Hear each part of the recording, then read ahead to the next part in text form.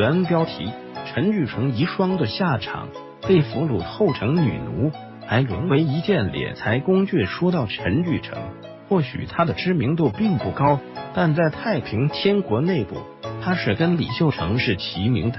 整个太平天国除了石达开之外，就属这两个人打仗最厉害。至于洪秀全，虽然是扛把子，然而军事才能非常一般，甚至属于酒囊饭袋一流。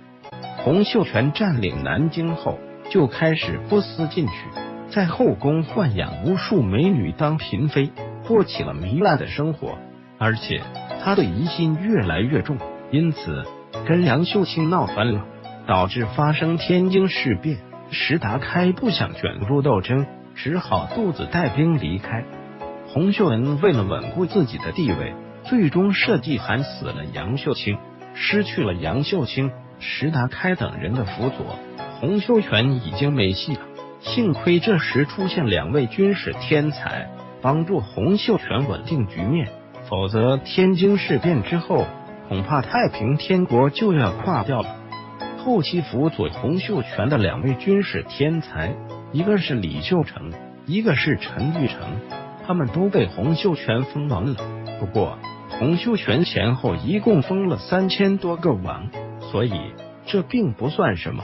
李秀成在太平天国灭亡后，被曾国藩俘虏关押，还在狱中写出来数万字的回忆录。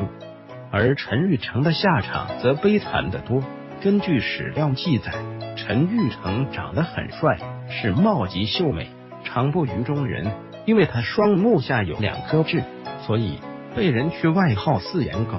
但陈玉成的作战却十分勇猛，清军望风而逃。太平天国的衰败其实主要是洪秀全的不思进取。1860年安庆之战爆发，陈玉成败给曾国荃，退守泸州。这时他竟然亲信了苗佩林，这是个彻头彻尾的叛徒，结果被他出卖，陈玉成就这样被俘虏了。俘虏陈玉成的清军将领叫盛宝，随后他就杀了26岁的陈玉成。然而陈玉成死后，盛宝发现陈玉成留下一个遗孀，长得实在太漂亮了，他不舍得杀，于是就把她纳为小妾了。史料称陈妻绝美，盛纳之作为战败的俘虏，陈玉成的遗孀自然没法反抗。盛宝不仅把她当成女奴隶，还宠专房，随军赐烟。也就是盛宝每次带兵打仗都会带上她，一边是自己晚上享用，还有就是用他俩充当人头数量，以便向多索要军饷费用。用盛宝的话来说，这些人叫做幽灵，基本都是他从民间搜刮来的女子，充斥在军队中当人头数量。盛宝的这一番做法，后来终于被人举报，他也押入京师问罪。出发前，他还想带上陈玉成的遗孀陆祥享用，却被告知此陈玉成贼妇也，不得随行。